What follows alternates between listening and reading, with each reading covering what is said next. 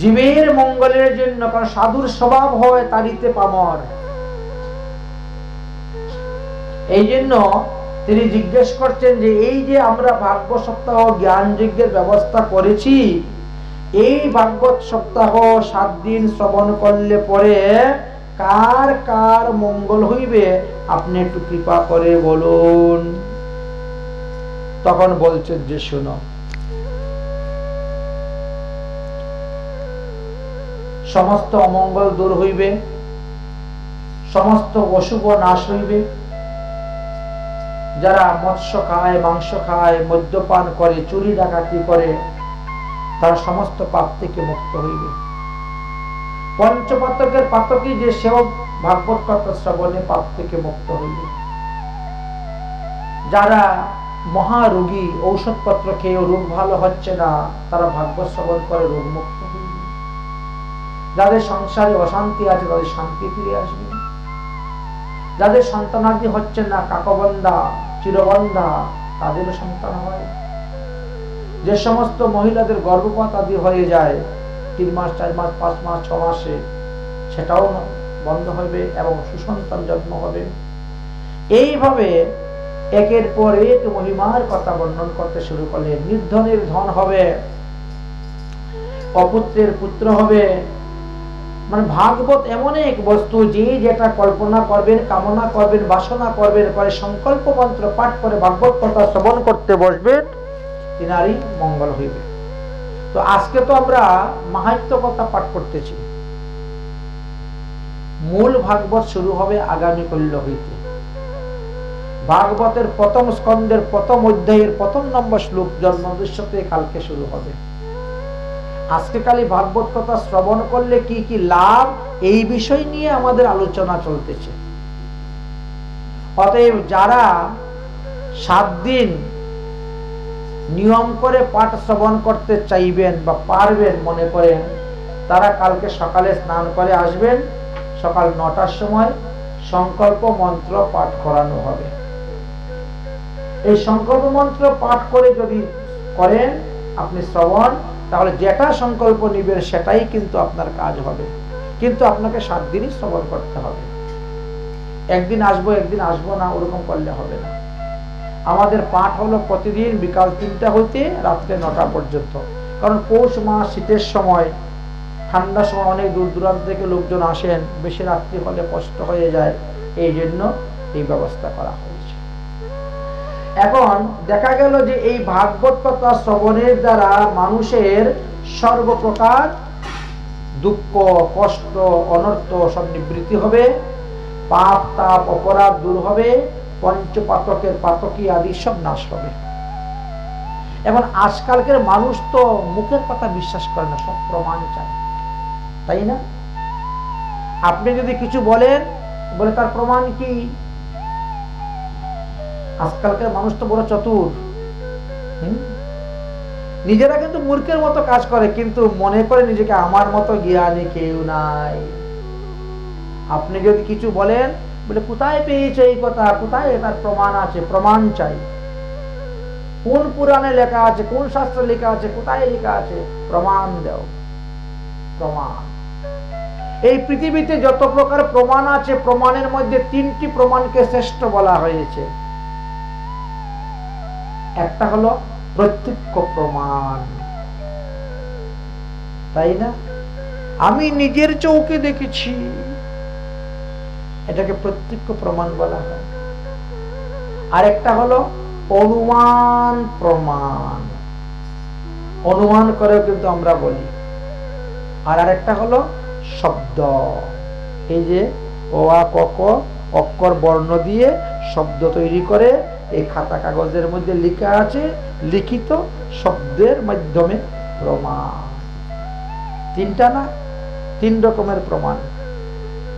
3 রকমের প্রমাণকে শ্রেষ্ঠ বললে প্রত্যক্ষ প্রমাণে ভুল হয়। প্রত্যক্ষ প্রমাণটাও কখনো কখনো ভুল হয়। কেন? আমি নিজের চোখে দেখেছি, ভুল হবে কেন? বলে বাবা, ঘুমের থেকে উঠে যখন পূর্ব দিকে তাকান তখন কি দেখেন? এত বড় একটা কাঁসার থালার মতো সূর্য উদয় হচ্ছে। তো সূর্য কি কাঁসার থালা যত বড়? চোখে তো দেখতেছেন, প্রত্যক্ষ প্রমাণ ভুল হচ্ছে না? সূর্য পৃথিবীতে কত গুণ বড়, কত ভারী, কিন্তু আপনার এখানে খাসার থালা, প্রত্যক্ষ প্রমাণ আপনার ভুল। রেল লাইনের সামনে দাঁড়ান তো, রেল লাইনের সামনে দাঁড়িয়ে দেখেন তো, রেল লাইন দুইটা আস্তে আস্তে গিয়ে একেবারে লেগে যাচ্ছে। ওরে বাবা, রেল লাইনের 4 আঙ্গুল এদিক সেদিক হলে তো ডাব্বা পড়ে যাবে। প্রত্যক্ষ প্রমাণ আপনার ভুল হচ্ছে না? এক গল্প মনে পড়েছে, ছোটবেলা শুনেছিলাম প্রত্যক্ষ প্রমাণে। এক রাজা খুব বিশ্বস্ত একজন কর্মচারী ছিলেন, তো তার উপরে অনেক কিছুর ভার দিয়ে রাজা বিভিন্ন কাজ কর্মে চলে যেতেন, কাজে যেতেন। একদিন তাকে বলছেন, এই আমার বিছনাটা খুব ভালো করে ঝাড়ু টাড়ু দিয়ে মুছে টুচে পরিষ্কার করবে, আর আমার কাপড়গুলা সুন্দর করে ইস্ত্রি করে আলনাতে সাজিয়ে রাখবে। আমি কিন্তু যাচ্ছি, হয়তো আজকে বিকালে আসতে পারি, নাও আসতে পারি, তুই কিন্তু গুছিয়ে টুচিয়ে রাখবি।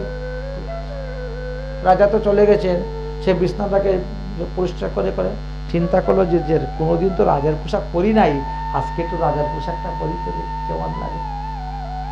হ্যাঁ, রাজার পোশাক, রাজা তো নাই, বলছে বিকালে আসতে পারি, নাও আসতে পারে, কালে আসবো, তা আমি একটু এই ফাঁকে একটু পরে নিয়ে গেলাম পোশাক। রাজার পোশাক পরে একেবারে রাজা সেজে গেছে, বুঝলেন। এইবার চিন্তা করছে, রাজা তো এই পালঙ্কে ঘুমায়, দেখি তো আমি একটু ঘুমাই, একটু কেমন আরাম। এইবার পালঙ্কের মধ্যে ঘুমাই গেছি, ঘুমাইয়ে এদিক এদিক গড়াগড়ি করতে করতে বেশ ভালোই তো লাগে, স্প্রিং এর, বুঝেছেন, বাহ কি আরাম। একটু গড়াগড়ি করতে, যা একটু ঘুমিয়েই নেই, বিকালবেলা তো রাজা আসবেন। যেই ঘুমিয়েছে, ঘুম লেগে গেছে, ঘুমাতে ঘুমাতে একবারে মাথা নিচে দিয়ে ঘুমিয়ে পড়েছে, মানে মুখটা নিচের দিকে দিয়ে ঘুমিয়ে পড়েছে। কিছুক্ষণ পরে রানী এসেছেন, একই রাজামশাই দেখি আজকে যান নাই, বলছিলেন যে কোথায় বেড়াতে যাবেন, দেখি উনি এখনো যান নাই, দেখি ঘুমাচ্ছেন, যা আমিও ঘুমিয়ে পড়ি। এখন রানীও ঘুমিয়ে পড়েছেন, কিন্তু ওটা কিন্তু কর্মচারী। রানী মনে করেছেন রাজার কাছে আমি ঘুমিয়েছি, উনি তো তাই ঘুমিয়েছেন। এখন ঘুমাতে গেলে তো একজনের উপরে আরেকজনের পা যেতেই পারে, স্বাভাবিক, যাই পাশ পরিবর্তন করতে গিয়ে এখন তারা একে অন্য জড়িয়ে ধরে, ও তো খুশ নেই। এমন সময় রাজামশাই এসে উপস্থিত হয়ে গেছেন। রাজা এসে একই আমার রানী তো পরক্রিয়া ভাব দেখি, এই পরপুরুষ নিয়ে ঘুমিয়ে আছে। সঙ্গে সঙ্গে অস্ত্র বের করেছেন, কাটবেন। মন্ত্রী এসে হাত ধরেছে, খবরদার দেখুন আগে কি হয়। যা দেখতেছি আর দেখবো কি, দেখা তো হয়েই গেল, আর দেখবো কি, বলে তারপরেও ভুল, চোখে দেখা জিনিসও ভুল হতে পারে, চোখে দেখা জিনিসও ভুল হতে পারে। তাহলে কি করতো, বলে তাহলে আলনার পিছনে দুজন লুকিয়ে থাকি, আলনার মধ্যে কাপড় আছে তো, আলনার পিছনে দুজন লুকিয়ে আছেন। কিছুক্ষণ পরে কর্মচারীটার ঘুম ভেঙেছে, কর্মচারীর ঘুম ভেঙে দেখে তার গায়ের মধ্যে কার হাত, দেখে রানীর হাত। উরি বাবা, ও মানে এমন ভাবে লাফিয়ে উঠেছে, তার চোখ মুখ দেখে বোঝা যাচ্ছে যে একবার ভয়ে থরথর করে কাঁপতে। তাড়াতাড়ি করে রাজার পোশাক মুকুট টুকুট খুলতে শুরু করেছে। আর এমন সময় রানীর ঘুম ভেঙেছে, রানী যেমন কর্মচারী সঙ্গে সঙ্গে ঘুমটা দিয়ে লজ্জায় দৌড়। মন্ত্রী বলল, দেখলেন তো রাজামশাই, আপনি যদি এখন তাদেরকে অস্ত্র দিয়ে কেটে দিতেন তাহলে কত বড় অপরাধ হইত। এরা দুজনের মধ্যে কেউ পাপী নয়, দুজনের মধ্যে কারো সম্পর্ক নেই, কিচ্ছু, কেউ কিছুই জানে না, কিন্তু অজান্তে সমস্ত ঘটে গেছে। এই কারণে চোখে দেখা প্রমাণটাও ভুল হতে পারে। অনুমান, আমরা অনুমান করি কি, ওইখানে ধোঁয়া উঠতেছে মানে ওখানে আগুন লেগেছে, ওই দেখো ধোঁয়া উঠতেছে, আগুন লেগেছে, আগুন আগুন আগুন। কিন্তু আগুন নিভিয়ে দিলেও তো ধোঁয়া উড়ে, যেখানে আগুনে নাই তারপরে ধোঁয়া উঠতেছে, তাহলে অনুমানটা ভুল হয়ে গেল না? ওই যে ধোঁয়া উঠতে যখন আগুন আছে নাই, ভুল। কিন্তু শব্দ প্রমাণটা এই যে লিখিত ভাবে আছে, এটাতে ভুল নেই। এই জন্য আমরা আমাদের কেউ কিছু বললে বলি কোন পুরাণে লেখা আছে, হ্যাঁ যদি বলে অমুক পুরাণের অমুক অধ্যায়ে লেখা আছে, তখন আমরা অবনত মস্তকে মাথায় স্বীকার করে নিতে রাজি। কারণ তর্কের দ্বারা কখনো শাস্ত্রকে খণ্ডন করা যাবে না। শাস্ত্রের যে সিদ্ধান্ত সেটা তর্কের দ্বারা খণ্ডন করা যাবে না, কিন্তু শাস্ত্রের দ্বারা আপনার কুসিদ্ধান্ত, আপনার কুতর্ককে আমি খণ্ডন করতে পারবো। এই শাস্ত্রই আমাদের গুরু। এই জন্য ব্যাসদেবকে বলা হয়েছে আদি গুরু। এই জন্য প্রতি বৎসর ব্যাস পূজা হয়, ব্যাস পূজা গুরু। অতএব আপনি প্রমাণ দেন যে সারা জীবনে পাপ করেছে, মাছ খেয়েছে, মাংস খেয়েছে, চুরি করেছে, ডাকাতি করেছে, গুন্ডামি করেছে, বদমাশি করেছে, পশু হত্যা করেছে, জীব হত্যা করেছে, পানি হত্যা করেছে, বেশ্যা হয়ে গিয়েছে, মদ খেয়েছে, আর তারপরে সে উদ্ধার হয়ে চলে গেছে, এমন কোন প্রমাণ আছে? আছে, এমন প্রমাণটাই আছে। তবে তো ভাগবতের মহিমাটা প্রকাশ হবে। এমন প্রমাণ আছে, তাহলে বলুন। তখন বলছেন যে দেখেন, তুঙ্গভদ্রা তটে পরিবাতে ভৈবম পতানামৃতমম যত্র পর্ণা সবরিণে সমসত্তম কর্মং পরম তৎপরঃ।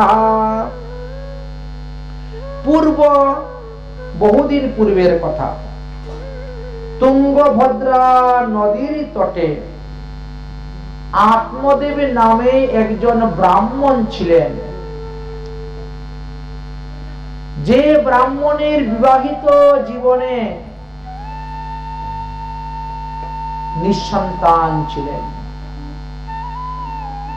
তিনার স্ত্রীর নাম ছিল ধুন্দুলি, মানে দ্বিধা বুদ্ধি। সবকিছুর মধ্যে খালি দুই রকম বুদ্ধি, এই জন্য তার নাম ধুন্দুলি, দ্বিধা বুদ্ধি। আর খুব ঝগড়াটে ছিল, পাড়া প্রতিবেশী সবার সঙ্গে ঝগড়া করে, কলহ করে, ঝগড়া প্রিয়, কলহ প্রিয়। এক কথায় বলতে গেলে ঝগড়া না করলে তার পেটের ভাতই হজম হয় না। বিনা কারণে একটা না একটা ঝগড়া করবি, হয়তো এই বাড়ি না হলে ওই বাড়ি, না হলে ওই বাড়ি, ঝগড়াই করবে, অভ্যাস। ঝগড়া না করে থাকতে পারে।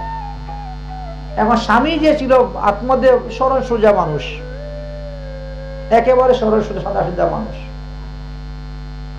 আচ্ছা, সন্তান প্রাপ্তির জন্য অনেক দান করেছেন, অনেক যজ্ঞ করেছেন, অনেক তীর্থ ভ্রমণ করেছেন। এই করতে করতে সম্পত্তি সব বিক্রি করে দিয়েছেন, তার সন্তান আর তিনার লাভ হচ্ছে না। এই কর্মফল, সন্তান তো তিনি পাচ্ছেন না। তো একদিন সকালবেলা বেরিয়েছেন, একটু হাঁটে আসি। হাঁটতে যখন বেরিয়েছেন, এক ব্যক্তি ঘুমের থেকে উঠেই বলছে, আরে রাম রাম, সকালবেলা আটকুরার মুখ দর্শন করলাম রে, আজকে না জানি দিনটা কেমন যাবে। আটকুরা বুঝেন তো? যারা বিয়ে করার পরে কোনো সন্তান আদি হয় না, ছেলে মেয়ে, এদেরকে বলি আটকুরা। বলেছেন, আটকুরার মুখ দর্শন করলাম, না জানি আজকে কি হবে। ওই যে কি একটা গান আছে না, জুড়া শালিক দেখা বলো সকালে বিকালে। তো যাই হোক, আমাদের আটকুরার মুখ দর্শন করেছি, মনে দুঃখ পেয়ে গেলেন। আহারি, আমার সন্তান নাই বলে লোক আমার মুখের দিকে তাকায় না, আমাকে আটকুরা বলে। আচ্ছা, যদি মানুষই আমার মুখের দিকে তাকায় না, তো দেবতারা কেমন করে তাকাবে? আমার পিতৃপুরুষরা কেমন করে তাকাবে? আমি আটকুরা, তাই মনে হয় আমার পিতৃপুরুষরা আমার হাতের জল তর্পণ গ্রহণ করে না। দেবতারা মনে হয় আমার দেওয়া কোনো দ্রব্য গ্রহণ করে না, এই কারণেই আমার কোনো সন্তান হচ্ছে না। তাই আটকুরা দেখো রেখে কি লাভ?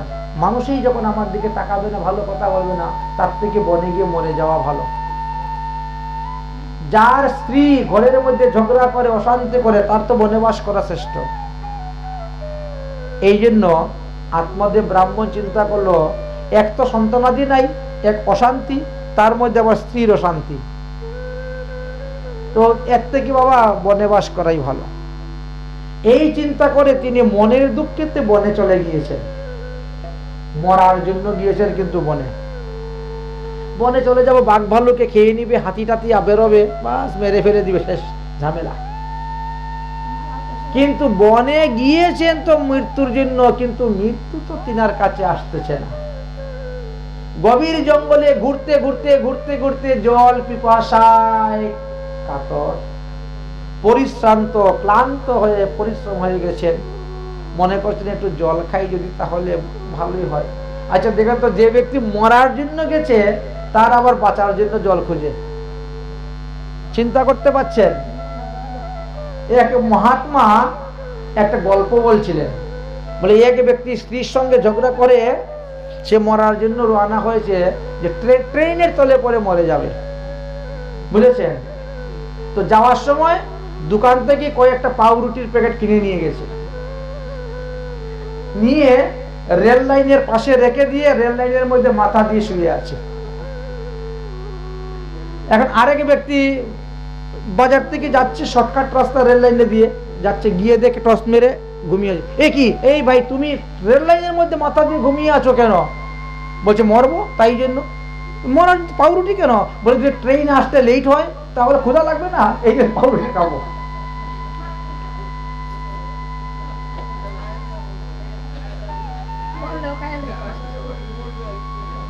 ট্রেন আসতে যদি দেরি হয়, লেট হয়, তাহলে ক্ষুধা লাগবো তো। আরে মরবো তো না খেয়ে মরবো কেন? ক্ষুধায় কাতর হয়ে মরবো কেন? আত্মদেব ব্রাহ্মণের আমার এই অবস্থা, গিয়েছে মরার জন্য, এখন জল পিপাসায় প্রাণ যাচ্ছে, এখন বলছে জল যদি খেতে পারি একটু ভালো হয়। এখন খুঁজতে খুঁজতে জলের সন্ধান পেয়ে গেলেন, জল পান করলেন। জল পান করে যখন গাছের নিচে বসেছেন, এমনি তিনার নিদ্রা এসে গেছে, অতিরিক্ত ক্লান্ত পরিশ্রান্ত হয়েছে। হঠাৎ করে তিনার নিদ্রা ভেঙ্গেছে, হঠাৎ করে শুনে টক ঠক ঠক ঠক চরণের আওয়াজ শোনা যাচ্ছে, কে যেন হেঁটে যাচ্ছে। এমনি চোখ খুলেছে, দেখেন এক সাধু বাবা যাচ্ছে, সন্ন্যাসী। দাঁড়াও সাধু বাবা দাঁড়াও, গিয়ে দৌড়ে চরণের মধ্যে পড়েছেন। সাধু বাবা চরণে পড়ে একেবারে মাথা টুকতে করে শুরু করেছে, সাধু বাবা তুমি আমাকে একটা পুত্র সন্তান দান করো, আমাকে একটা পুত্র সন্তান দান করো। পুত্র সন্তানের জন্য হলে আমি আটকুরা বলে কেউ আমার মুখ দেখে না, আমি বড় দুঃখী, আমার ঘরে সবকিছু আছে কিন্তু কোনো সন্তান নেই, আমার স্ত্রী বন্দা, আপনি কৃপা করেন। সাধু সন্ত মহাত্মাদের কথা ভগবানও ফেলতে পারে না, অতএব আপনি কৃপা করুন। ইনি বলছেন বাবা তোমার কপালে যদি না থাকে তো আমি কোথা থেকে দিব? দেখো আমি কিন্তু মানুষের কপালের রেখা বিচার করতে পারি। কিরকম জ্যোতিষ বিদ্যা দেখে চিন্তা করছেন? হাত দেখতে হবে না, কুষ্টি বিচার করতে হবে না, তুমি আমার সামনে বসো, আমি তোমার কপাল দেখে বলে দিব তোমার কপালে কি লেখা আছে। বসো, ধ্যানে বসছেন, কপালের দিকে তাকাচ্ছেন, তাকিয়ে সব জেনে নিলেন। মহারাজ কি দেখলেন? বলে সপ্ত জন্ম বদি তব পুত্র নৈবচ নৈবচ। আরে এই জন্ম কি? আরো 7 বার তোমার মনুষ্য জন্ম হবে, কোন জন্মে তুমি কোনো সন্তানের বাবা হতে পারবে না। তাহলে কি পরিমাণের পাপ করেছে এখন চিন্তা করে দেখেন তো। তখন তো তার আরো 7 গুণ বেশি কুন্দন এসে গেল, কান্না, হায় হায় হায়, তাহলে এই জীবন রেখে কি লাভ? আমি আপনার চরণে, আপনি এত বড় একজন তেজস্বী পুরুষ, আমার ললাট দিকে বিচার করে বলেছেন আপনি ইচ্ছা করলে আপনি আমাকে সন্তান দিতে পারবেন, আপনি আমাকে দেন, না হলে আমি আপনার চরণে মাথা কুটে মরে যাব, আর তার জন্য ব্রহ্মহত্যা পাপ লাগবে আপনার, আমার মৃত্যুর জন্য দায়ী হবেন আপনি। তিনি বললেন বাবা তোমার কপালে নাই তো তুমি কেন হট্ট করতেছ? কেন? বলে জানেন না আপনি, পুত্র যদি না থাকে কারুতে সে কখনো স্বর্গেই যাইতে পারে না, বৈকুণ্ঠে গুলোকে যাবে তো দূরের কথা।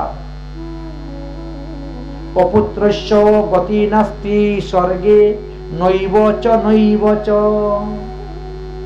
যার পুত্র সন্তান নাই সে কখনো স্বর্গেও যেতে পারে না।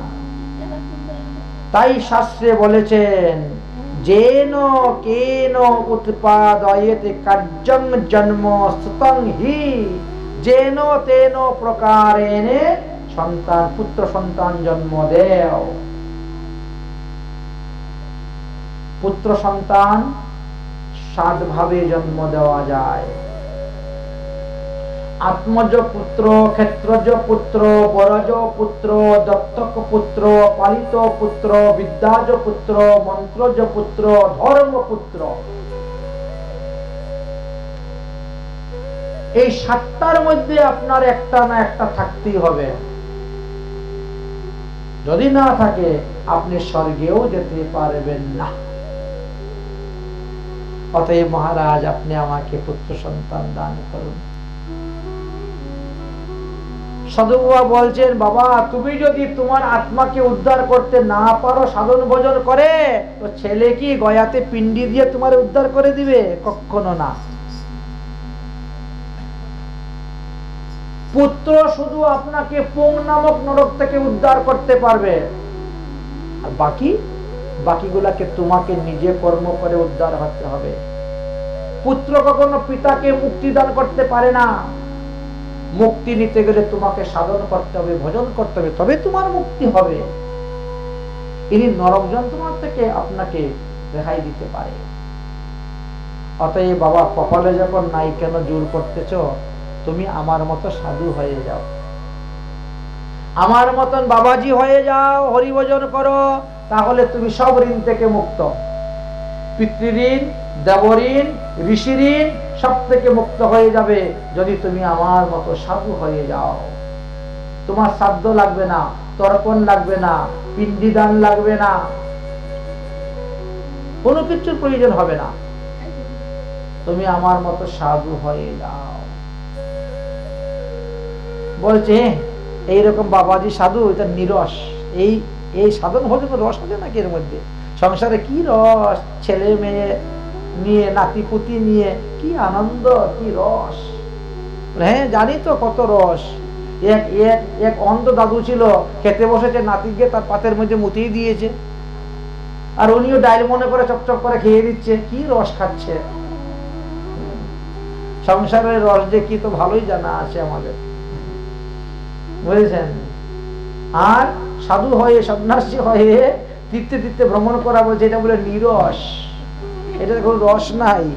এটা একেবারে উত্তপ্ত বালুকাময় রাস্তা দিয়ে, মরুভূমির দিয়ে হাঁটার মতন কষ্ট। অতএব রসের ভজন করতে চাই, আপনি আমাকে পুত্র সন্তান দিন। এখন সাধু বাবা কি করবেন? একটা ফল বের করে দিয়েছেন, নাও এই ফল নিয়ে যাও, নিয়ে তোমার স্ত্রীকে খাওয়াও, দেখো সন্তান হয়ে যাবে। ফল দিয়ে দিয়েছেন। আর 3 দিন পরে সাধু ঘুরে ঘুরে বাড়িতে এসেছে। এমন গভীর জঙ্গলে চলে গিয়েছিল মরতে, বাড়িতে আসতে 3 দিন সময় লেগে গেছে। ও 3 দিন পরে যখন এসে উপস্থিত হয়েছে, একেবারে তো রেগে গেছেন। ঘরের ব্রাহ্মণী তো সন্দেহ, দ্বিধা বুদ্ধি না, সব সন্দেহ করে। কি ব্যাপার, 3 দিন কোথায় গিয়েছিলে, কোনো খবর নাই? ওগো গিয়েছিলাম তো মরতে, মৃত্যু তো হলোই না। এক সাধু বাবার দর্শন পেলাম, সাধু বাবা একটা ফল দিয়েছেন, নাও এটা খেলে পরে তোমার ঘরে সন্তান হবে। ফলটা হাতে নিয়ে চিন্তা করে, ফল খেলে সন্তান হয়? সারা জীবন কিলো কিলো ফল বাজার থেকে এনে কিনে খেলাম, ওই সন্তান তো হইল না। এ কোথাকার মিথ্যে কথাটা বলতেছে। হ্যাঁ, কোথার থেকে এটা বিষ-ফল নিয়ে আসছে, মনে 3 দিন ধরে জঙ্গলে ঘুরে বিষ-ফল নিয়ে আসছে, ওটা খেয়ে আমি মরবো, আর ব্রাহ্মণ আর একটা বিয়ে করবে। আমার জন্য তো বিয়ে করতে পারতেছে না আমার ভয়ে। দেখেছো কি বুদ্ধি। আবার দুষ্ট লোকের যে বন্ধু বান্ধব, এরাও কিন্তু দুষ্ট প্রকৃতিরই হয়, ভালো হয় না। তারাও সেই রকম বুদ্ধি দিচ্ছেন। আর কি করবে, ব্রাহ্মণকে কিভাবে বুঝাইবে? এমন সময় ধুন্দলির একেবারে আপন বোন এসে উপস্থিত হয়েছে। কিরে দিদি, তোর এই মনটা মলিন কেন রে? বলে, বলিস না, ব্রাহ্মণ একটা ফল এনে দিয়েছে, এটা খেলে নাকি সন্তান হবে। বলি, বাবা রে, আমি সুকুমারী নারী, ওইসব কি আমার দ্বারা হবে? সন্তান যখন পেটে আসবে তখন তো খাওয়া দাওয়া কমে যাবে, আর খাওয়া দাওয়া কমে গেলে শরীর দুর্বল হয়ে যাবে, ঘরের কাজকর্ম কে করবে? বলে তো ননদকে নিয়ে আসবে। বলে আর লোক পাস নাই, ননদকে কাজের জন্য আনবো, সে তো সবকিছু পাচার করে দিবে, সব নিয়ে চলে যাবে, হবে না। গর্ভবতী অবস্থায় যদি ঘরে আগুন লাগে আমি দৌড়ে পালাবো কেমন করে? চুর ডাকায় ঢুকলে আমি দৌড়ে পালাবো কেমন করে? কান টান চিরে সোনা দানা নিয়ে চলে যাবে, দরকার নেই বাবা। সন্তান বন্দা বা বিধবা নারী সুখিনশ্চ মেয়মতি, যারা বন্দা তারাই সুখী। এই ছেলে মেয়ের গোমুখ পরিষ্কার করা কি যন্ত্রণা, দরকার নেই। এর থেকে বিধবা ভালো বা বন্দা ভালো। তখন ছোট বোনটা বুঝাইলো, দেখ তোর ফল খাওয়ার দরকার নেই, তুই যেমন বন্দা তোদের গরুটাও বন্দা, ওইটাকে খাওয়াই দে, বাচ্চা হলে ওর পেটেই হবে না। আর ব্রাহ্মণকে বুঝাইবো কেমন করে? বলে কোনো ব্যাপার নয়, সোজা সরল ব্রাহ্মণ। তুমি প্রতি মাসে একটা করে কাপড় পেটের মধ্যে বেশি করে রেখে বাঁধবে, বেঁধে পেটটাকে মোটা করে দেখাবে যে ফল খেয়েছি, আমার সন্তান হয়েছে। 10 মাস আরামসে খা আর ঘুমা, কোনো কাজকর্ম করতে হবে না। আর আমার সন্তান হইলে পরে আমার টাকা দিয়ে দিব, আমার স্বামীকে কিছু টাকা পয়সা দিয়ে দিস। আমার তো অনেকগুলো ছেলে পেলে, 5-7টা ছেলে পেলে। বুদ্ধিটা বড় সুন্দর, সাজিয়ে গুজিয়ে এমন ভাবে তৈরি করে দিয়েছে, তাই চলে গেল। আর এই একটা করে কাপড় পেটের মধ্যে জড়িয়ে ব্রাহ্মণকে দেখে, দেখো ফল খেয়েছি, পেটে সন্তান এসেছে, আমি কাজ করতে পারবো না, কাজের লোকের লোক রাখো, লোক রেখে কাজ করাও। যাই হোক, নির্দিষ্ট সময়ে যখন বোনের ঘরে সন্তান হলো, সেটাকেই বোনের স্বামীকে দিয়ে পাঠালো, আর বেশ টাকা পয়সা হাতিয়ে নিয়ে গেল, সন্তান দিয়ে দিল। ধুন্দুলি তখন কি করলো, পেটের থেকে সমস্ত কাপড় চোপড় বের করে ফেলে দিল, দিয়ে বাচ্চাটা কোলে নিয়ে বসে আছে। বাচ্চাটা সদ্য শিশু কান্না শুরু করে দিয়েছে। আত্মদেব ব্রাহ্মণ এসেছে, হ্যাঁ আমার সন্তান হয়েছে, বা ফল খাওয়াতে তো ভালোই হয়েছে, সন্তান হয়েছে। জাত কর্ম সংস্কার করাইলেন, নান্দিমুখী শ্রাদ্ধ করে অনেক দান দক্ষিণা করলেন। আমার দেখো বৃদ্ধ বয়সে একটা সন্তান হয়েছে। এইবার আমার নাম যখন আত্মদেব, আমার সন্তানের নাম রাখবো পরমাত্মদেব। বাবার নামের আদি অক্ষর দিয়ে মানুষ রাখতো না আগে নাম, হ্যাঁ, আত্মদেব। ধুন্দুলি বলছে, বাবা তোমার মাথা খারাপ হয়েছে, 10 মাস 10 দিন আমি গর্ভে ধারণ করলাম, এত কষ্ট করলাম আমি, আর ছেলের নাম হবে তোমার নামে? হবে না, হবে না, ছেলের নাম আমার নামে হবে। বিশ্বাসটা কিভাবে জন্মাইতে হয় দেখেন তো, মিথ্যাটাকে সত্যিতে কিভাবে রূপান্তরিত করতে হয় দেখেছেন? আচ্ছা তোমার নামে কি রাখবে? বলে আমার নাম যখন ধুন্দুলি, আমার ছেলের নাম ধুন্দুকারী। বাবা, আচ্ছা ঠিক আছে ঠিক আছে ঠিক আছে, তাহলে তোমার ছেলের নাম ধুন্দুকারী থাক। ছেলের নামকরণ হয়ে গেল ধুন্দুকারী। এই ছেলে জন্মগ্রহণ করার 3 মাস পরে গাভীর পেটের থেকে এক বাচ্চা জন্মগ্রহণ করল। সমস্ত শরীরটা মানুষের মতন, অথচ কান দুইটা গরুর মতন। একই আশ্চর্য, দুনিয়া সব দেখতে আছে, দেখো দেখো দেখো দেখো, এমন তো কখন দেখি নাই। এই জন্য তার নাম রাখলেন গোকর্ণ। এই গোকর্ণ যত বড় হচ্ছেন, ততই তিনি সাধন ভজনে শাস্ত্র জ্ঞানে পারদর্শী হয়ে উঠছেন, আর ধুন্দুকারী যত বড় হচ্ছে ততই দুষ্কৃতিকারী করে যাচ্ছে। গোকর্ণ পণ্ডিত জ্ঞানী, ধুন্দুকারী মহাখল। চুরি করে, ডাকাতি করে, মদ্যপান করে, মৎস্য মাংস ভোজন করে, পশু হত্যা করে, বেশ্যালয়ে যায়, ধুন্দুকারী মহাখল। গোকর্ণ দেখলো এই সংসারে থেকে লাভ নাই, আমি পালাই। জ্ঞানী তো সংসার ত্যাগ করে দিয়ে উনি কাশীতে চলে গেলেন। গুরু দীক্ষা নিয়ে গুরুগৃহে থেকে সেখানে গুরু সেবা করে তিনি কাজ করতে শুরু করলেন। এদিকে তো ছেলে দিন দিন বড় হচ্ছে ধুন্দুকারী। বাবা পয়সা দাও, মা পয়সা দাও, পয়সা না দিলেই ধরে মারে, বাপকে মারে, মাকে মারে। নিয়ে কি করে? মদ খায়, মাংস খায়, বেশ্যা লয়ে যায়। এই আড্ডা। লোকে এসে বিচার দেয়, এই দেখো তোমার ছেলে আমার ঘরে এটা চুরি করে নিয়েছে, ওইটা চুরি করে নিয়েছে। তখন আত্মদেব ব্রাহ্মণ হাউমাউ করে কাঁদছে, না শুনিলাম সাধুর কথা। সাধু আমাকে কত উপদেশ দিল, তখন শুনলাম না। যতদিন পুত্র ছিল না তো ভালোই তো ছিলাম, আর এই পুত্র তো কুপুত্র, এ তো সারা জীবন আমাকে দুঃখ দিবে বলে তিনি কান্না করতে শুরু করেছেন। হায় হায়, কেন পুত্র নিলাম, কুপুত্র। আর এমন সময় হঠাৎ করে গোকর্ণ এসে উপস্থিত। বাবা, ও বাবা, তুমি কাঁদছো কেন? বলে কি আর বলবো রে, তোর ভাই বেশ্যালয়ে যায়, চুরি করে, ডাকাতি করে, মদ্যমাংস খায়, এই নিয়ে প্রতিদিন বিচার আসে, টাকা পয়সা না দিলে আমাদেরকে মারধর করে, কি করব বাবা? অসার কলু সংসার, অসার কলু সংসার দুঃখ রূপী বিমোহক সুতঙ্কস্য ধনঙ্কৃষ্ণ স্নেহ চিন্তে বঞ্চিত অনিশি। বাবা, এই সংসারটাই তো অসার। সংসারে সার বলতে কিছু নাই। এই সংসারে কে কার মা, কে কার বাবা, কে কার স্বামী আর কে কার স্ত্রী, এ তো মায়ার সংসার। মায়ার দ্বারা আমার করে মরতেছি। অতএব বাবা, যদি বাঁচতে চাও সংসার ত্যাগ করে বনে যাও। বাবা, হরি ভজন করো, না হলে উপায় নাই। বাবা, একবার কি তোমার মনকে জিজ্ঞেস করেছো যে মন, তুই কি লাগিয়া ভবে আইলে রে মন, কি লাগিয়া ভবে আইলে, কি লাগিয়া ভবে আইলে রে মন, কি লাগিয়া ভবে। এ মন জনমে হরি না বুঝিলি, এ মন,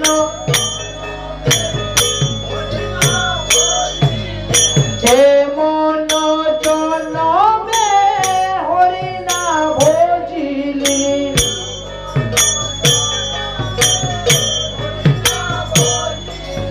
সে তুই মানুষ কবে, সে তুই মানুষ কবে,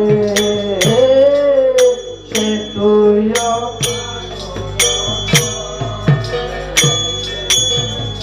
এই মনুষ্য জন্ম পেয়ে যদি হরি ভজন না করে, কেবল সংসারের ভজনই করে যাও, তাহলে বাবা 84 লক্ষ জনি এড়াইতে পারবেন না। তুমি না মাতৃগর্ভে প্রতিজ্ঞা করে আসছো পৃথিবীতে এসে হরির ভজন করবে, তাহলে এখন কেন মায়ার ভজন করতেছ? এই জন্য তো মহাজনগণ বলছে, মানুষের আকার হইলে কি হয়, মানুষের আকার পর যে ভূতের কার, পর যে, পর যে ভূতের কার।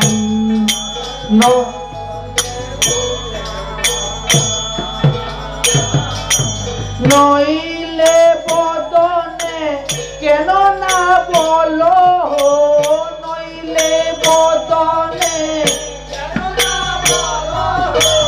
গোবিন্দ শ্রীকৃষ্ণ নাম, গোবিন্দ শ্রীকৃষ্ণ।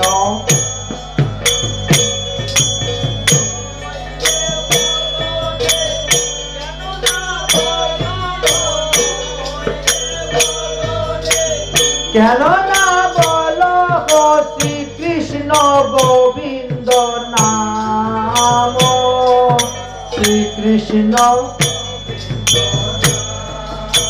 আর পাখিরে যে নাম লোয়াইলে লয়, পাখিরে ময়না শালিক, আরে পাখিরে যে নাম লোয়াইলে লয়, পাখিরে যে নাম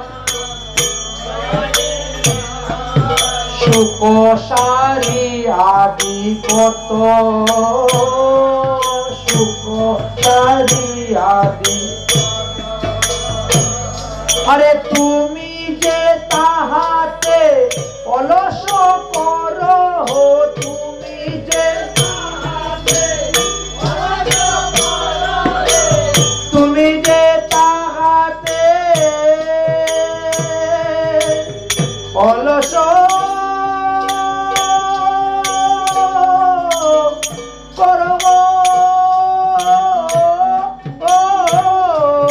তুমি যে এ তোমার কে মন মতো বাবা, এ তোমার কে মন মতো।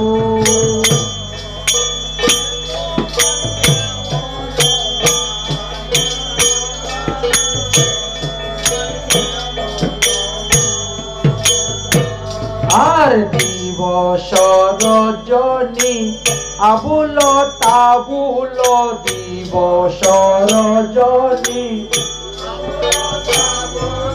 পাঁচালি করিতে পারো, পাঁচালি করিতে পারো।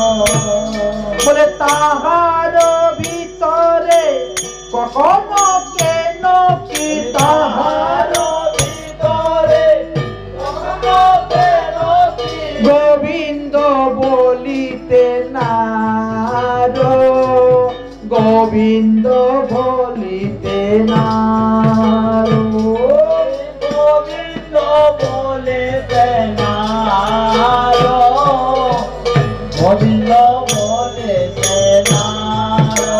ও বাবা, ভজিবে বলিয়া কহিয়া আইলি, ভজিবে বলিয়া কহিয়া আইলি, ভুলিলে কি সুখ পাইয়া, ভুলিলে কি সুখ পাইয়া। আরে বুঝিনো আবার জমের নগরে, বুঝিনো আবার জমের নগরে, বুঝিনো আবার সমন নগরে,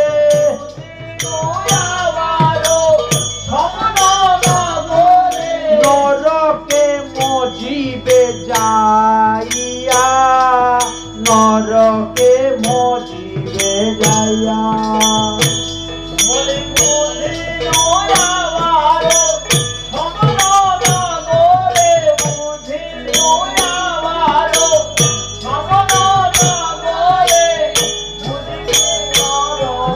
যাইয়া নরকে মজিবে যাইয়া। তাহলে উপায় কি নরক থেকে মুক্তি লাভের, জন্ম মৃত্যুর হাত থেকে রক্ষা করার? একটাই উপায় আছে, বদন বরিয়া হরি বল যদি, বদন বরিয়া হরি বল যদি, গতি না হইবে তার, গতি না হইবে তার। ভগবানের নাম বলতে তো পয়সা লাগে না, গতি না হইবে তার, গতি না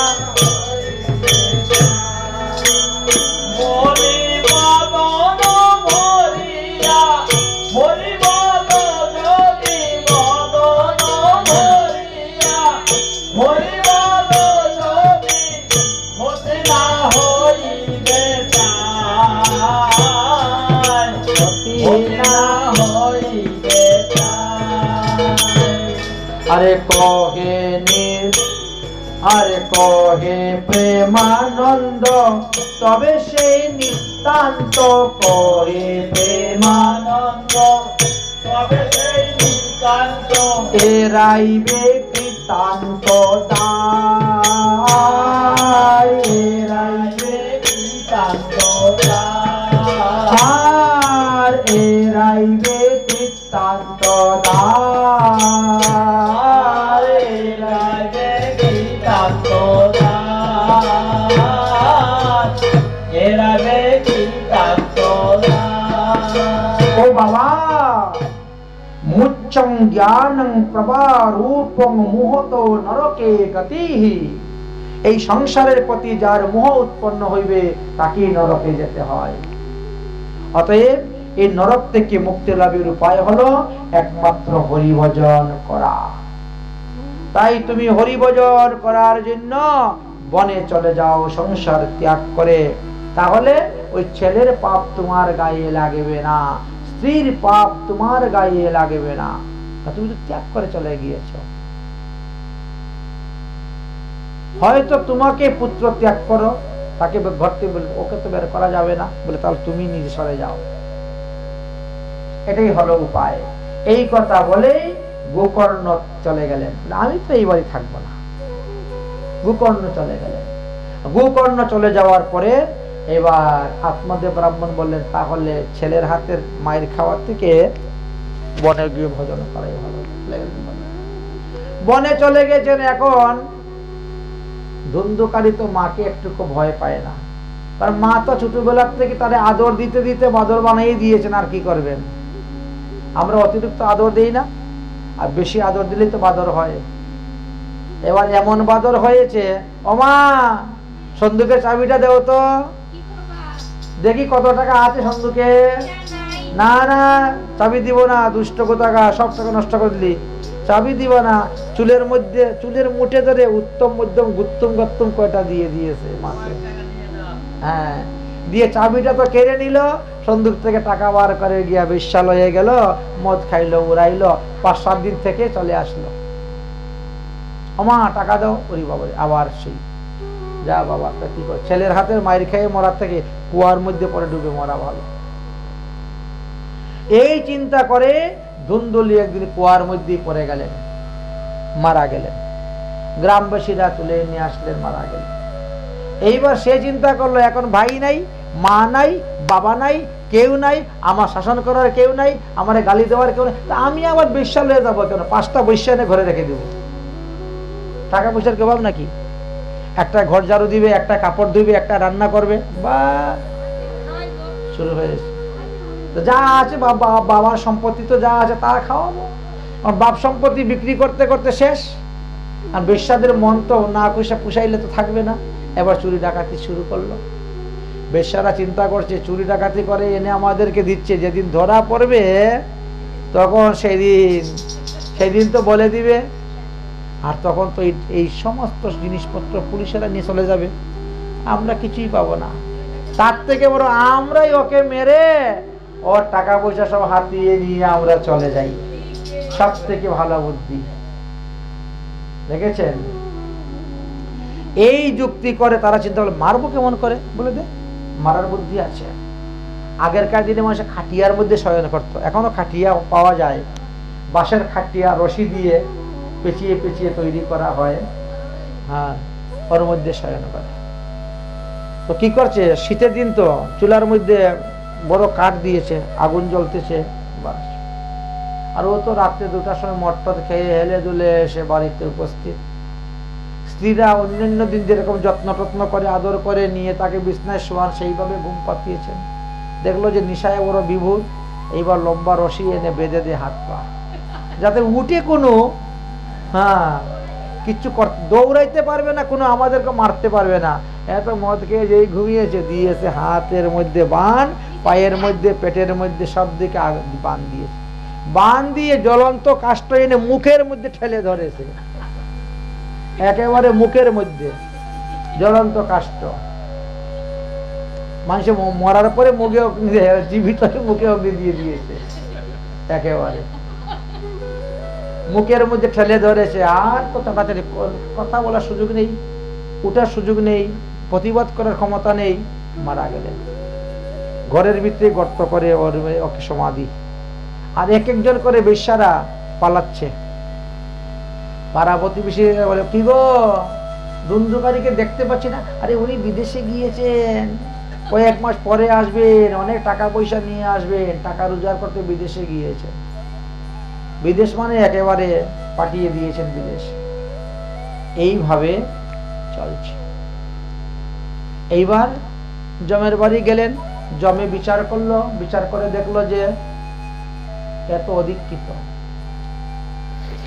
অধিকৃত ব্যক্তির যদি মৃত্যু হয়, রৌরব নরক এবার জানিবে নিশ্চয়। স্কন্দ পুরাণে তার আছে হে বর্ণন, মৃত্যুর পরে হইবে তার 50 জনম। তারে ভূত বানাইল, যা প্রেত হয়ে থাক। ব্রাহ্মণের ছেলে হয়ে উপনয়ন সংস্কার নাই, কোনো দীক্ষা শিক্ষা নাই, হরিভজন নেই, অতএব এ হলো ব্রহ্মদৈত্য, ভয়ঙ্কর ব্রহ্মদৈত্য।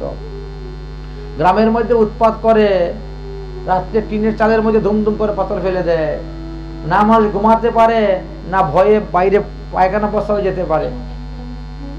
ভয়ঙ্কর উপদ্রব। গ্রামবাসীরা চিন্তা করলেন, এখন এই প্রেতের উদ্ধার হবে কেমন করে? সবাই মিলে কাজ করো, টাকা চান্দা তুলো, চান্দা তুলে একজন বিশ্বস্ত ব্রাহ্মণকে দিয়ে পাঠাই গয়াতে। গয়াতে নাকি প্রেতশিলা আছে, ওই প্রেতশিলাতে গিয়ে যদি এর নামে কিছু করা যায় তবে এই প্রেতের উদ্ধার হইবে। এছাড়া কার কোনো উপায় নেই, বাড়িতে তো কেউ নাই। এই জন্য গ্রামবাসীরা সবাই মিলে চান্দা টান্দা দিয়ে টাকা টোকা তুলে একজন বিশ্বস্ত ব্যক্তিকে পাঠাইলেন, বাবা আপনি যান, গিয়ে এই কাজটা করে আসুন। এখন ওই ব্যক্তি রওনা হয়েছে গয়াতে, আর ওখানে গিয়ে গোকর্ণের সঙ্গে দেখা। আরে গোকর্ণ, আরে শোনো শোনো ভাই, তোমার বাবা মারা গিয়েছেন, তোমার মা মারা গিয়েছে, তোমার ভাই মারা গিয়েছে, আজকে কয়েক বছর হয়ে গেল, তুমি তো দেখি বাড়ি ঘরে যাও না, কোনো খবর টবর নেই, তোমার কি ব্যাপার? বলে যাবো কোন সুখে, বাড়িতে কি সুখ আছে? আমি ধামে আছি, কাশি ধামে আছি, ভালোই আছি, তীর্থে বাস করতেছি। 7টি মুক্তিদায়ী তীর্থের মধ্যে একটা মুক্তিদায়ী তীর্থ হলো কাশী। কাশীতে মারা গেলেই মুক্তি। হ্যাঁ হ্যাঁ হ্যাঁ, তোমার ভাই যে মারা গেছে তার উদ্দেশ্যে তুমি কিছু করো, এত মস্ত বড় ভূত প্রেত হয়ে খুব উৎপাত করতেছে গ্রামের মধ্যে, একটু তুমি একটু ভালো কাজ করো। আচ্ছা ঠিক আছে, টাকা পয়সা পাবো কোথায়? আরে আমরা এনেছি তো, নেও না এই টাকা পয়সা। আর তুমি তার ভাই, তুমি কাজ করলে তো কাজটা ভালো হবে, আমরা করলে তো অতটা ভালো হবে না। ঠিক আছে, টাকা পয়সা নিয়ে গয়াতে গেলেন, শ্রাদ্ধ করলেন, প্রেতশিলাতে বিষ্ণু পদ্মে পিণ্ডি দান করলেন, দুনিয়াভর সমস্ত কাজ করলেন। যেখানে যেখানে উনি যান সেখানেই গিয়ে ডুব দিলেও ভাইয়ের নামে একটু জল দেন, মায়ের নামে, বাবার নামে, সবার নামে একটু তর্পণ জল দেন। এইরকম করতে করতে কয়েক বছর পরে ঘুরতে ঘুরতে তিনি তিনার জন্মস্থানে এসে উপস্থিত হয়েছেন। এরকম রাত্রিবেলা তীর্থ ভ্রমণ করতে করতে এসে দেখেন বাড়িঘর তো ঝড় তুফানে ভেঙে ফেলে দিয়েছে, উঠানের মধ্যে ঘাস উঠে ভরে আছে। গ্রামবাসীরা কেউ এখনো এই বাড়ি দখল করে নেই, ভূতের বাড়ি কে দখল করতে যাবে? এই জন্য পড়ে আছে। কারণ গোকর্ণ তো জানে না, ও তো জানে যে আমি তো গয়াতে শ্রাদ্ধ করেছি, আমার ভাই উদ্ধার হয়ে গিয়েছে। উনি তো একেবারে সাদাসিধা সাধু মানুষ, একেবারে এসেই কতগুলা ঘাস তুলে পরিষ্কার করে কম্বল বিছিয়ে বসে গিয়েছেন। কম্বল বিছিয়ে বসে বসে হরিনাম জপ করতেছেন। হঠাৎ দেখে ধপ করে একটা পাথর, বলে পাথর করতে আসলো, ভয় পেয়ে গেছে, এই পাথর করতে আসলো। দেখে একটা মহিষ আসতেছে, কালো রঙের মহিষ, এমন ভাবে তেরে আসতেছে, এই মোটা মোটা শিং পেটে ঢুকাইয়ে একদম মেরে ফেলে দিয়ে। কাছে এসে নাই, কোথায় গেল মহিষটা? দেখা যাচ্ছে না, রূপ প্রেত তো, ভয় দেখাচ্ছে। এরপরে দেখে একটা আগুনের লোক্কা আসতেছে, প্রেতের মুখে আগুন থাকে না, আগুনের লোক্কা, আগুনের লোক্কা আসতেছে, একেবারে সামনে এসে তো নিভে গেছে, নাই কি? তাহলে নিশ্চয়ই কোনো অপদেবতা। আমি মনে হয় তার রাস্তার মধ্যে বসে গেছি, এইটা মনে হয় তার রাস্তা আসা যাওয়ার, ভূত প্রেত চলে তো একটা রাস্তা থাকে, মনে হয় তার রাস্তার মধ্যে বসে গেছি, এই জন্য সে আমার সঙ্গে উৎপাত করতেছে। কখনো মহিষের রূপ ধরে আসছে, কখনো ভেড়ার রূপ ধরে আসতেছে, কখনো আগুনের লোক। দেখি কে এই ব্যক্তিটা, কার জীবাত্মা প্রেত হলো, দেখতে হবে। আমার তো ভয় নাই, কারণ আমার গলায় তুলসীর মালা আছে, ঊর্ধ্বপুণ্ড তিলক আছে, হরিনামের মালা জপ করতেছি, সঙ্গে গঙ্গা জল আছে, গীতা ভাগবত সঙ্গে আছে। আমাকে আর ভূত প্রেত ধরবে? ভূত প্রেত ধরতে পারবে? দেখি তো কোথাকার ভূত বসে আছে। এরপরে কুকুরের রূপ ধারণ করেছে, ঘেউ ঘেউ করে একেবারে আসতে কামড়িয়ে ছিঁড়ে ফেরে খেয়ে দিবে। উনি তো বসে আছেন, সর্বতীর্থের জল ছিল তো হাতের মধ্যে নিয়ে দিয়েছেন ছিটা, ভূতটা বসে গেছে। কুকুরটা, এই তুই কে? এই মধ্যরাত্রে আমাকে বিভিন্ন রূপ ধারণ করে এসে ভয় দেখাচ্ছিস? হ্যাঁ, কে তুই? কোন অপদেবতা? তখন বলছে, আমি তোমার ভাই ধুন্ধুকারী, আমার ভাই ধুন্দুকারী। কেন? তোমার উদ্ধারের জন্য যে গয়া ধামে প্রেতশিলাতে শ্রাদ্ধ করলাম, গয়াসুরের মস্তকে পিণ্ডি দান করলাম, তারপরে তোমার উদ্ধার হয় নাই? তোমার উদ্ধার হয় নাই বলে আমি তো অতি দুরাচার। গয়াসুরের একটা ক্ষমতা আছে, ওই ব্যক্তি অতটা পাপ করলে আমি তারা উদ্ধার করব, তার থেকে বেশি পাপ করলে উদ্ধার করবে কেমন করে গয়াসুর? না রে, এরকম তো কথা নয়। গয়াসুরের প্রতিজ্ঞা আছে, যেদিন গয়াসুরের মাথায় পিণ্ডি দেওয়ার পরে উদ্ধার হবে, সেগুলো উঠে দাঁড়িয়ে যাবে, ভগবানের সঙ্গে লড়াই করবে।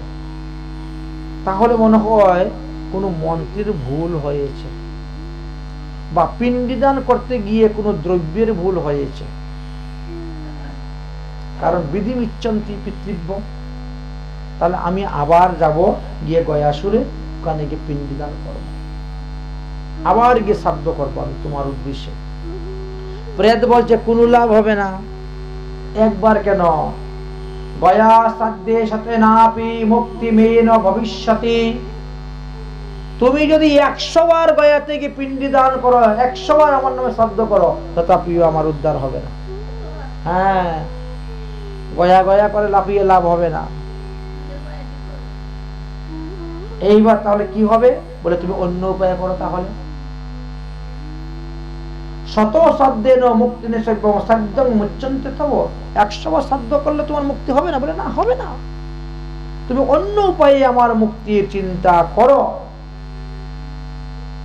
তখন গোকর্ণ বলে, তাহলে তুমি তোমার স্থানে চলে যাও, আমাকে আমার মতো থাকতে দাও। আমি কালকে সকালে গ্রামের সমস্ত মায় মুরব্বী নিয়ে বসবো, বসে জিজ্ঞেস করে দেখবো তো যে গয়াসুরের মাথায় পিণ্ডিদান পড়ে যদি উদ্ধার না হয়, তাহলে কিসে উদ্ধার হবে।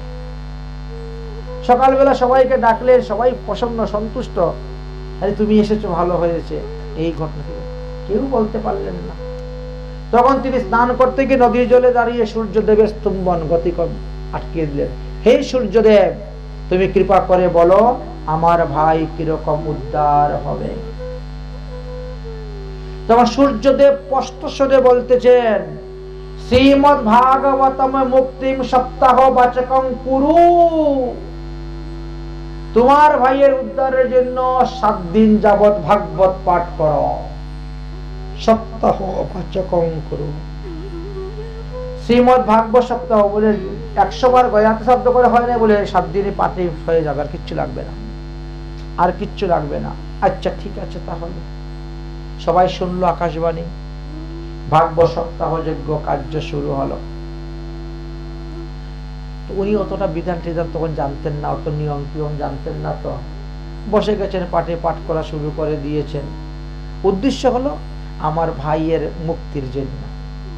এখন যাকে উদ্দেশ্য করে করা হয়েছে সে তো চলে এসেছে, কিন্তু ভূতকে তো সবাই দেখে না, ও তো বাতাসের সঙ্গে ঘুরে বেড়ায়।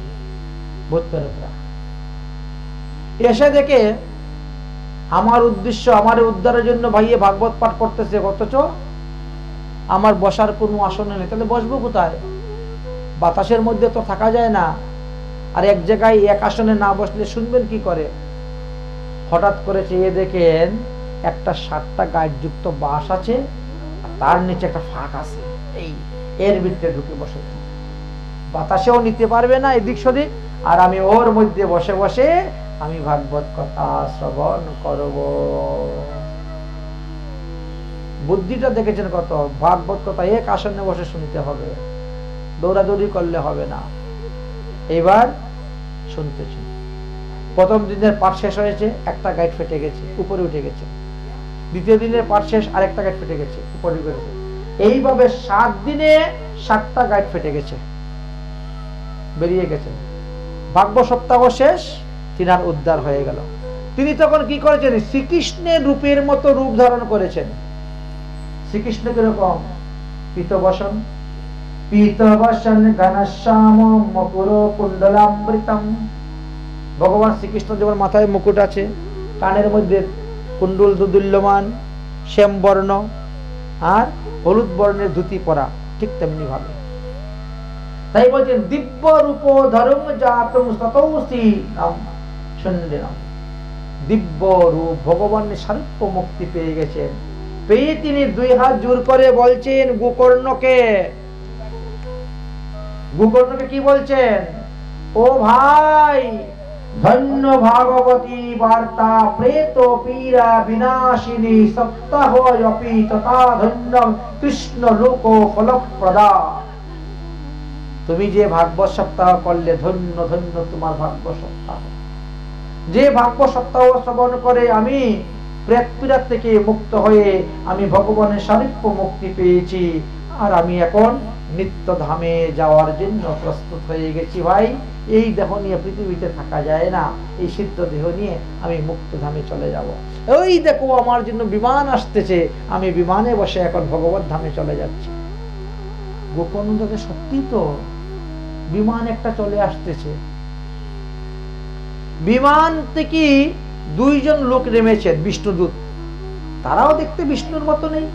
তারা এসে গোকর্ণকে প্রণাম করে, মানে ধুন্ধুকারীকে আদর সহিত রথের মধ্যে তুলে নিয়ে চলে যাচ্ছে। গোকর্ণ বলছেন, আরে দাঁড়াও দাঁড়াও বিষ্ণুদূতগণ, আমার দুইটা প্রশ্নের উত্তর দিয়ে যাও। দুটি প্রশ্নের উত্তর কি কি? প্রথম প্রশ্ন হলো, এতগুলা লোকে ভাগবত কথা শ্রবণ করলো, আর বিমান শুধু আসলো গোকর্ণ ধুন্ধুকারীর জন্য, আর অন্য লোকের বিমান আসলো না কেন? বলছেন, তারা তো নিয়ম করে বিধি বিধান অনুসারে ভাগবত শুনে নাই। যদি নিয়ম করে বিধি বিধান অনুসারে ভাগবত শুনতো, তাদের জন্য বিমান আসতো। আপনি আরেকবার করুন, দেখেন বিধি বিধান করুক, হয়ে যাবে। বলে আরেকবার করবো, হ্যাঁ বিধি বিধান অনুসারে করুক, দেখুন তাদের জন্য বিমান আসবে। তো আমার জন্য বিমান আসলো না কেন? আমি ভাগবত পাঠ করলাম, আমার মুখ থেকে ভাগবত কথা শ্রবণ করে আমার ভাই উদ্ধার হয়ে বৈকুণ্ঠে চলে যাচ্ছে, তা আমার জন্য কেন বিমান আসলো না? আমি কেন উদ্ধার হলাম না? সেই প্রশ্নের উত্তর চাই। তখন ওরা বলছেন, বিষ্ণুদূতরা, আরে মহারাজ, আপনি হলেন পরম ভাগবত, যিনি ভাগবত পাঠ করেন তিনিও ভাগবত। তো আপনার মতন পরম বৈষ্ণব পরম ভাগবতকে বৈকুণ্ঠে নিয়ে যাওয়ার জন্য ভগবান আমাদের মতো চাকর বাকরকে পাঠায় না। ভগবান ভক্তের মর্যাদা দিতে জানে, আমরা তো জানি না। হ্যালো, কোথায় আছো? হ্যাঁ, কামাখ্যাগুড়ি স্টেশন থেকে নেমেছি, আরে একটা অটো ধরে চলে আসো। কিন্তু আমরা যাব না। মেয়ে শাশুড়িকে বিদায় দিতে গেলে রাস্তায় চলে যাব, গাড়ি তুলতে গিয়ে উপায় নেই। মেয়ের শাশুড়ি মেয়ের শ্বশুর যদি একটু আগাইয়ে দিয়ে না যায়, তাহলে মেয়ের পিঠের সাম তুলে নিবে। কিন্তু গুরুদেবের ক্ষেত্রে যাওয়া যাবে না, বলেছেন। জয় রাধে। তো আমাদের মতন চাকর বাকরকে পাঠাবেন না আপনাকে নিয়ে যাওয়ার জন্য। আপনাকে নিয়ে যাওয়ার স্বয়ং ভগবান আসবেন, আপনাকে দিয়ে জগতের মঙ্গল করবেন, কল্যাণ করবেন জগৎবাসীর। এই জন্য তো যাই হোক, এইভাবে যখন বলতে শুরু করলেন, এইবার রওনা হয়ে গেছে বিমান। চলো বৈকুণ্ঠে কে যাবেন? হে নাথ নারায়ণ হরি। গোকর্ণ মুখে ভাগবত কথা শ্রবণ করে ধুন্ধুকারী দিব্য দেহ ধারণ করে হরি গুণগান করতে করতে বৈকুণ্ঠের দিকে রওনা হয়েছেন। হে নাথ নারায়ণ হরি, হে নাথ নারায়ণ হরি, হে নাথ নারায়ণ হরি, হে নাথ নারায়ণ হরি, হে নাথ নারায়ণ হরি, হে নাথ নারায়ণ হরি। জয় গোপাল কৃষ্ণ মুরারি, জয় গোপাল কৃষ্ণ মুরারি, জয় গোপাল কৃষ্ণ মুরারি, জয় গোপাল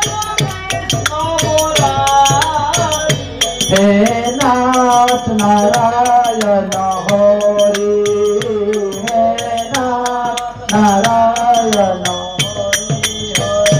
हे जादव माधव केशव हे जादव माधव केशव हे जादव माधव केशव हे जादव माधव केशव कृष्ण गोविंद वासुदेव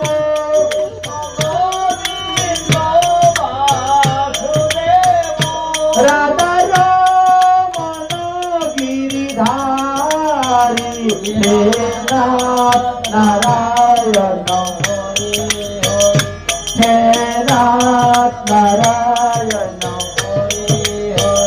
हे सत्य सनातन प्रभु हे सत्य सनातन प्रभु हे नित्य निरंजन विभु हे नित्य निरंजन विभु दीनबंधु दुःखहारी हे नाथ नारायण हरि हे नाथ नारायण हरि हे नाथ नारायण हरि हे नाथ नारायण हरि।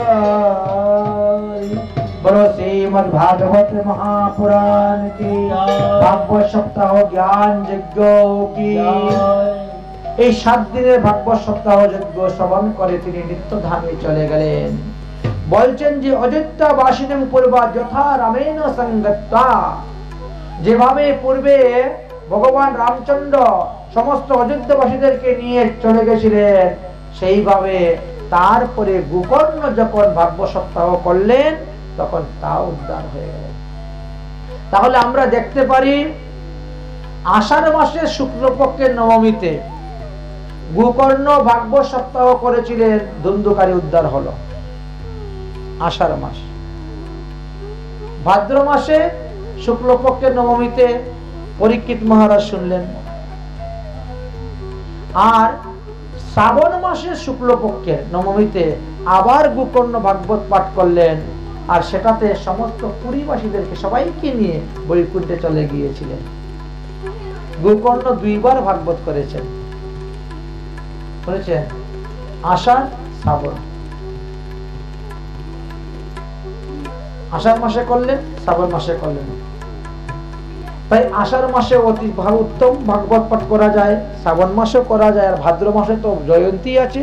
তাছাড়াও পৌষ মাসের মাঘ মাসের মহিমার কথাও বর্ণন করে গিয়েছেন শ্রীমদ্ ভাগবত মহাপুরাণে।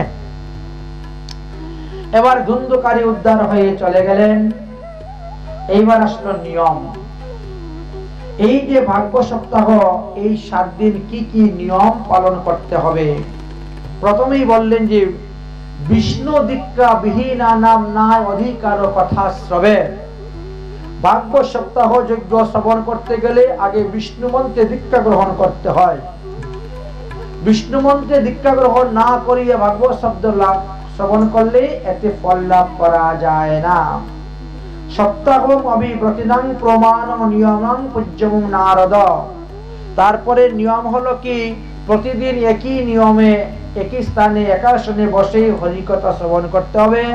যে 7 দিন পাঠ করবেন, এই 7 দিন হবিষান্ন গ্রহণ করতে হবে আপনাকে। আর চুল দাড়ি নখ মুছ কাটতে পারবেন না। ভূমিতে শয়ন করা ভালো, ফলাহার বা দুগ্ধহার করলে আরো ভালো।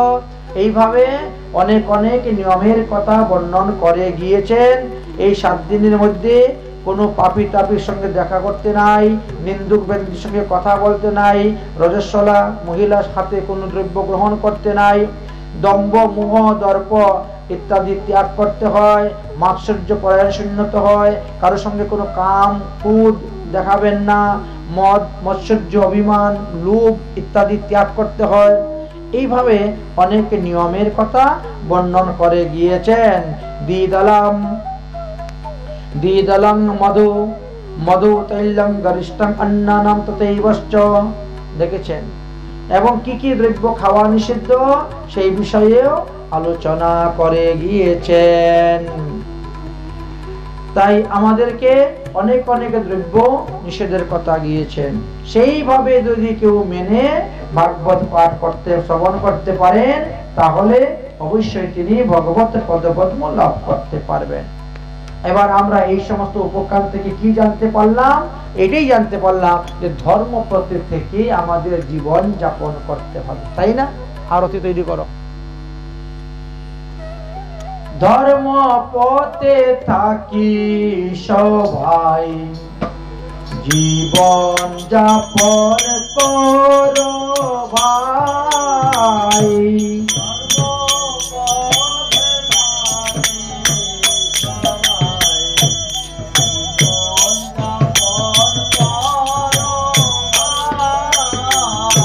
ধর্ম পথে থাকি সবাই জীবন যাপন করো ভাই। ধর্ম পথে থাকি সবাই জীবন যাপন করো ভাই।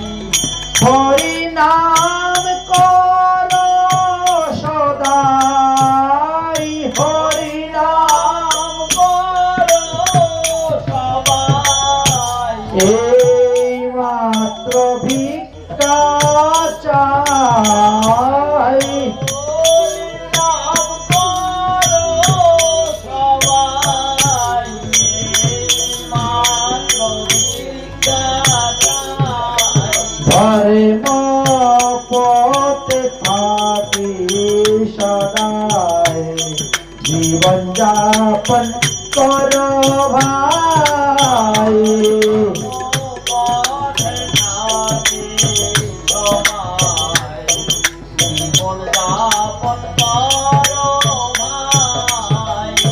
যে কোনো ব্যবসা ধরি জীবন নির্বাহ করি,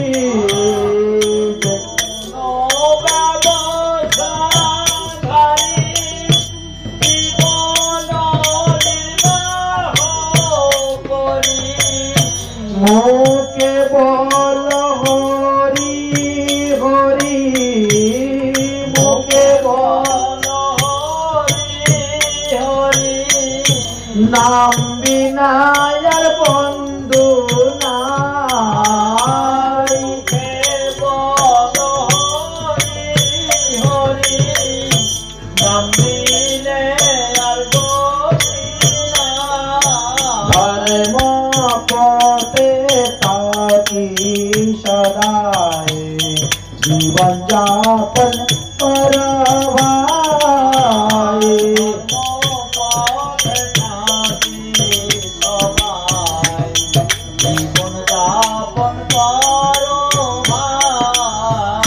রাধা কৃষ্ণের চরণ ভজ অন্যয় বিলাস তেজ। রাধা কৃষ্ণ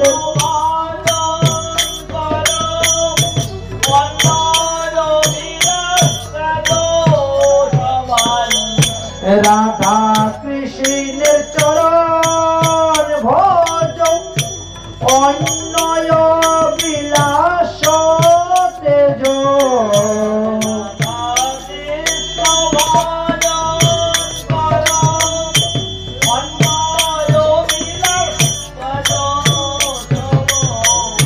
গৌরাঙ্গের চরণ ভজ, গৌরাঙ্গের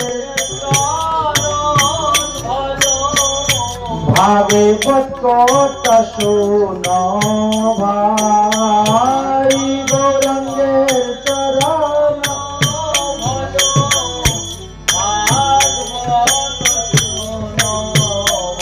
আর ধর্ম পথে থাকি সবাই জীবন যাপন